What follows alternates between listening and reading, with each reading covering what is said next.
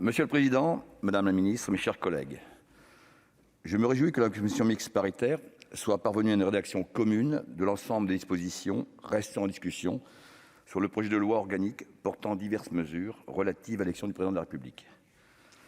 Et je suis particulièrement heureux qu'elle ait retenu l'ensemble des apports du Sénat.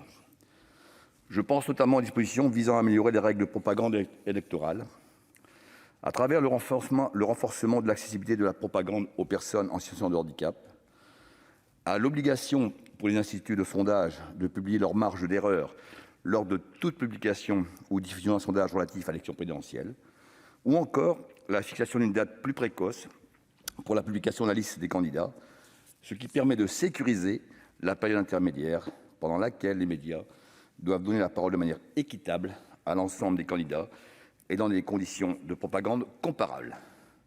Je pense également aux mesures qui tendent à adapter les règles de financement de la campagne, consistant notamment à faire débuter la période de financement de l'élection présidentielle au 1er juillet 2021 pour une durée d'environ 9 mois, à augmenter l'avance versée à l'ensemble des candidats pour leur faciliter le financement des campagnes et tenir compte de l'inflation, à conférer un caractère expérimental à la dématérialisation des comptes de campagne de l'élection présidentielle et des reçus-dons, ou encore à publier des comptes de campagne de l'élection présidentielle en open data.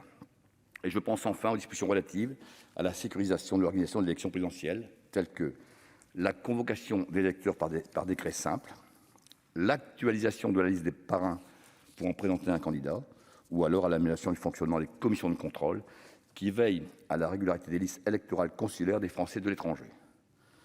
L'examen toutefois de ce texte a pris de façon inattendue une dimension politique, avec le dépôt devant le Sénat d'un amendement du Gouvernement sur le vote anticipé par machine à voter, moins de 24 heures avant la réunion de la commission.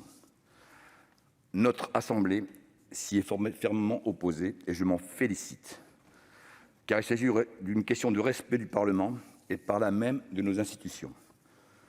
Sur la forme, l'amendement du Gouvernement a été déposé devant la seconde chambre saisie, sans consultation préalable des forces politiques ou du Conseil d'État, et sans que l'Assemblée nationale ait été appelée à se prononcer. Sur le fond, cet amendement a fait naître beaucoup d'interrogations. Comment voter par anticipation alors que la campagne électorale n'est pas terminée? Avons-nous le même avis 8 jours avant que le jour même du vote? Est-ce que l'avis est tranché? Comment garantir la sécurité des machines à voter? Où seront-elles disposées? Sous quelle responsabilité seront-elles placées? Si nous ne refusons pas de réfléchir à des évolutions de notre droit électoral, notre réflexion doit se faire de manière apaisée, à bonne distance des échéances électorales. Monsieur le ministre, chers collègues, le projet de loi organique qui nous est soumis a été conçu comme un texte de réglage comprenant divers ajustements techniques.